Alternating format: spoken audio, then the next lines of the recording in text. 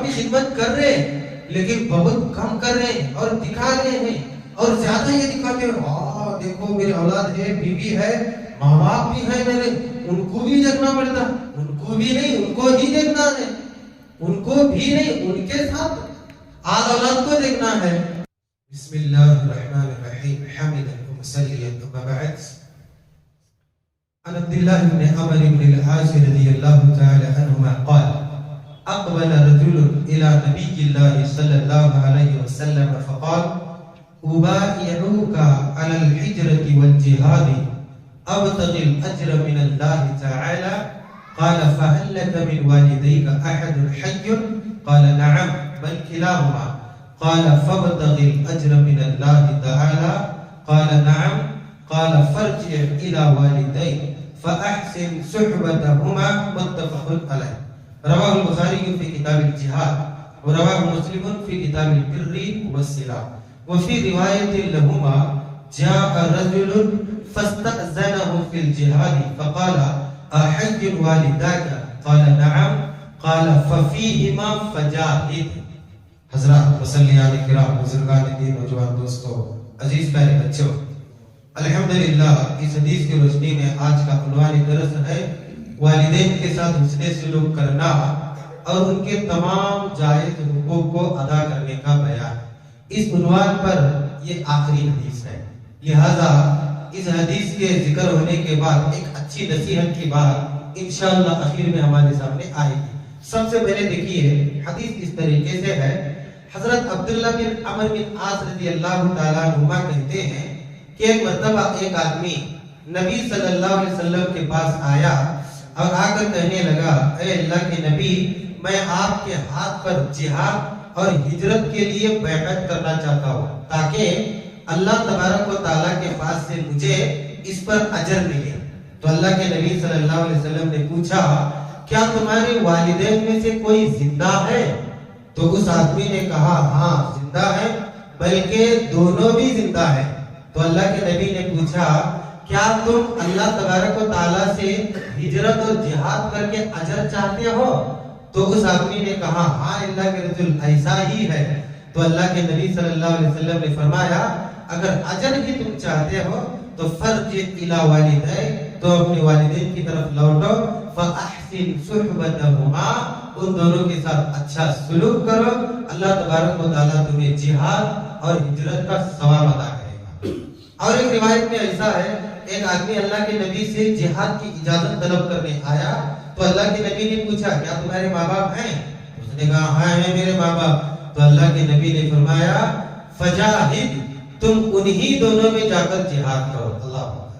اس حدیث کا سیدھا سیدھا مطلب یہی ہے کہ اللہ کے نبی صلی اللہ علیہ وسلم نے والدین کی خدمت کرنے والے کو جہاد سے بھی بڑا ثواب بتایا ہے اور ہجرت سے بھی بڑا ثواب بتایا ہے. جہاد کیا ہے؟ اصل میں اسلام کو کامیاب کرنے کے لیے کوشش کرنا ہے.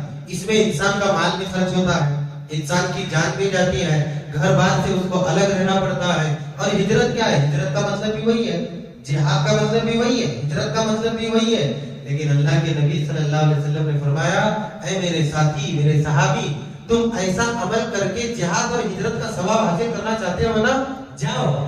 اگر تمہارے ماں باپ دونوں میں سے کوئی ایک زندہ ہے یا دونوں زندہ ہیں، ان کی تم خدمت کرو، حسن سلوک کرو، ان کی تیمارداری کرو اور ان کو خوش کرو. اللہ تمہیں جہاد کا بھی ثواب عطا کرے گا اور ہجرت کا بھی ثواب عطا کرے گا. اللہ اکبر.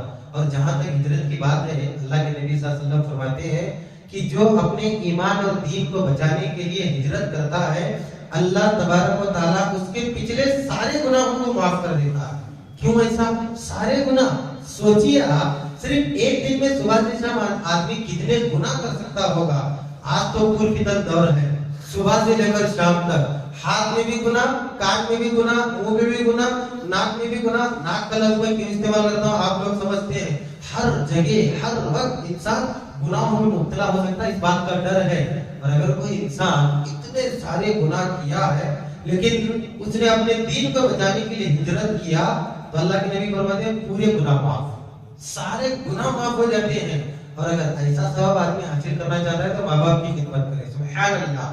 تو اس سے پتا چلا ماں باپ کی خدمت کوئی معمولی بات نہیں ہے. ہم اور آپ کیا کرتے ہیں, تھوڑی بہت خدمت کر ہی لیتے ہیں بڑھاپے میں, وہ بھی کب, جب وہ چلنے پھرنے کے قابل نہیں رہتے, بات کرنے کے قابل نہیں رہتے, وہ بہت ہی بڑھاپے کی حالت میں ذرا خدمت کرتے ہیں اور یوں سمجھتے ہیں ماشاءاللہ حق ادا کیا, اللہ کی قسم حق نہیں ادا کر سکتے. اور ایک بات جو نصیحت کی میں آپ کے سامنے پیش کرنے جا رہا ہوں, آخری طرح سے اس کے بعد رشتہ داروں کی بات آ رہی ہے. رشتہ دار اس کے بعد کیوں؟ کیونکہ ماں باپ جب ہیں تو ماں باپ کے رشتہ داروں کے ساتھ بھی اچھا سلوک کرنا یہ بھی ماں باپ کا حق ہے. ایک نصیحت کی بات, اور یہ کوئی غیبت نہیں ہے. اسی مسجد میں ہمارے ایک مصلی سے یہ واقعہ ہوا ہے اور ان سے میں نے اجازت بھی لی ہے. ماں باپ کی بات ہے, بھائی دیکھو تمہاری وجہ سے دوسروں کو بھی نصیحت ملے گی. تو انہوں نے کہا شیخ گھر سے میرا واقعہ لیکن بیان کرو تاکہ دوسروں کو نصیحت ملے نا. ہم اور آپ ماں باپ کی خدمت کرتے ہیں, کتنا کرتے ہیں جانتے ہیں؟ ایک مثال مجھے اچھے سمجھ میں آ رہی ہے, آپ لوگ بھی سن رہے ہیں اسی لیے بتا رہا ہوں. خدمت کیسا کرتے ہیں؟ مثال کے طور پر ایک باپ ہے اپنے بیٹے سے کہتا ہے کہ بیٹا مجھے ایک چیز کھانا ہے, مان لیجیے سیب کھانا ہے اور میں چھت پر بیٹھ کر کھانا چاہتا ہوں. بیٹا کہنے لگا ابو جان کیا بات کر رہے, میں تو آپ کا خادم ہوں, خالی حکم کرے میں سیب لاؤ. کہاں بیٹھ کے کھانا ہے؟ چھت کے اوپر. چلو چھت کے اوپر کھلاتا ہوں. باپ گیا چھت کے اوپر, بیٹا لایا مارکیٹ جا کر لانا ہے نا, خدمت ہے نا باپ کی. جب چھت پر والد صاحب بیٹھ کے کھانے لگے, کھاتے کھاتے سیب نیچے پھینک دیے اور بیٹے سے کہنے لگے جاؤ بیٹا اٹھا کر لاؤ. اب بیٹا خدمت گزار نا ماشاءاللہ, اب خدمت گزاری دکھانا ہے باپ کو. نیچے گیا, وہ سیب لا کر دیا اور کہنے لگا ابو جان ایسا کیسا پھینکے, چلو کوئی بات نہیں پھینکے ہو گیا, لیجیے کھا لیجیے. باپ نے اس سیب کو پکڑا اور یوں کھانے کی طرح تھوڑا ایکٹنگ کیا, پھر دوبارہ پھینک دیا. اب دیکھیں خدمت کہاں تک ہے ماں باپ کی, یعنی کہ اولاد کی طرف سے. جب باپ نے پھینکا تو ذرا بیٹے کے چہرے پر ناگزاری اور ناگواری کے جو اثر نظر آتی ہے نا, ذرا ناراضگی کے, وہ ذرا دکھنے لگا. یہ مثال صرف میں ہمارے اور آپ کے لیے ایک نصیحت کے طور پر بیان کر رہا ہوں. دیکھتے ہیں کہ ہم کتنا ہمارے ماں باپ کی خدمت کر رہے ہیں, وہ دیکھنا چاہتا ہوں کیونکہ آخری طرز ہے. کہتے ہیں کہ باپ نے دوبارہ پھینکا تو بیٹا ناراضگی کی حالت میں گیا اور لے جا کر باپ کو دے دیا. ابو جان لیجیے کھا لیجیے. باپ کا کیا تھا بیچارہ, تیسری مرتبہ پھر پھینک دیا. اب جو ہے نا بیٹے سے رہا نہیں گیا, بیٹے نے کہا ابو جان یہ کیا حرکت کر رہے آپ, میں بار بار لا رہا ہوں, بار بار آپ پھینک رہے ہیں, یہ اچھی بات ہے کیا, میرے کو تکلیف دے رہے ہیں آپ. تو باپ نے کہا بیٹا ماشاءاللہ صرف 3 ہی مرتبہ سیڑھی اتر کے چڑھا اور تیری خدمت تھک گئی, تجھے بس ہو گیا اور تو بالکل ایک دم خون پسینہ ایک ہو گیا تیرا.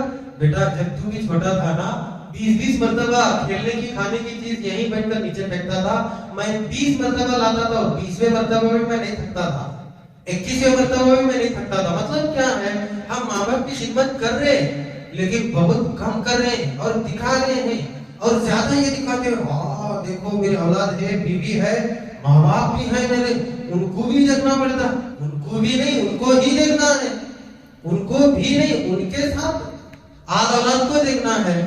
کہتے ہیں کہ ہم ماں باپ کو بہت دیکھتے ہیں, یہ کرتے ہیں, لیکن کیا کرنا چاہیے, بہت ضدی ہے ہمارے ماں باپ. یہ نصیحت کی بات پیش کر رہا ہوں. 3 مرتبہ کی بھی ضد پسند نہیں ہے بیٹے کو. ہمارے دوست احباب سے بات نکلی ہے, بہت ضدی ہے, کیا کرنا, بہت ضد کرتے ہیں. اللہ اکبر, شاید وہ بیٹے کا امتحان لینے کے لیے ضد کرتے ہوں گے. یعنی تو یوں سمجھیے بڑھاپے میں انسان کا ذہن بہت گرم ہو جاتا ہے, تجربہ بہت زیادہ ہوتا ہے. کبھی کبھار والدین تجربے کی روشنی میں بولتے ہیں, اولاد بولتے ہیں نہیں جی تم پرانے لوگ ہیں نا, اب نہیں چلتے تمہاری سوچ. تو ماں باپ کو ضد نہیں آتی, ماں باپ کو ضد تھوڑا بہت آ جاتی ہے. تو اولاد کہتی ہے کہ ماں باپ کو ضد آتی ہے, ہم کو ذرا اس سے ناراضگی ہوتی ہے, ہم ذرا کبھی کبھار الٹے جواب دے دیتے ہیں. یہ بات بالکل غلط ہے. ماں باپ نے بھی اولاد کی بہت سی ضد کو برداشت کیا ہے. جتنا بچپن میں ماں باپ نے اولاد کی ضد کو برداشت کیا ہے نا, اس کا 1% بھی اولاد ماں باپ کی ضد کو برداشت نہیں کر سکتی. کتنا ضد کیے ہوں گے اولاد, کیا کیا نہیں کیے ہوں گے. ایک ضد کے بارے میں باپ صبح سے شام تک سوچتا ہوگا, آج میرے بیٹے کی ضد ہے, میں زیادہ محنت کر کے کچھ لاؤں اور میرے بیٹے کو کچھ دوں. یعنی ہر ضد ماں باپ پوری کرتی ہے.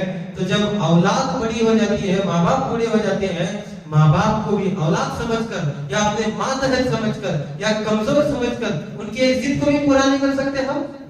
یہ معاشرے میں 99% ہو رہا ہے. اسی لیے مجھے بتانا ضروری سمجھا میں نے, آپ کے سامنے میں نے بات رکھی ہے.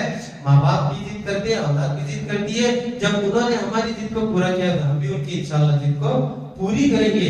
یہ ہے ماں باپ کی خدمت، یہ ہے ماں باپ کے ساتھ حسن سلوک کرنا. ورنہ سلوک تو ہر کوئی کرتا ہے. سلوک کا مطلب ہے کھلانا پلانا کپڑے پہنانا وغیرہ.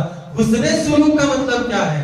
حسن سلوک کا مطلب ہے کہ ان کو نہایت اچھا رکھو، تھکو نہ، پریشان نہ ہو، ضد کو بھی ان کی پوری کرنے کی کوشش کرو. اللہ سے دعا کرتے ہیں اللہ تبارک و تعالیٰ جن کے بھی ماں باپ گزر گئے ہیں اللہ تبارک و تعالیٰ انہیں صبر دے اور ماں باپ کو غنی کے جنت کرے، غنی کے رحمت کرے. اور جن کے ماں باپ زندہ ہیں اللہ تبارک و تعالیٰ قادر ان کا سایہ اولاد پر قائم اور دائم رکھے، ان کو تندرست رکھے، صحت یاب رکھے اور ان کو خوش کر کے ان کی خدمت کر کے اللہ ہم سب کو اولاد کی شکل میں جنت کا مستحق ہونے کی توفیق عطا فرما. آمین.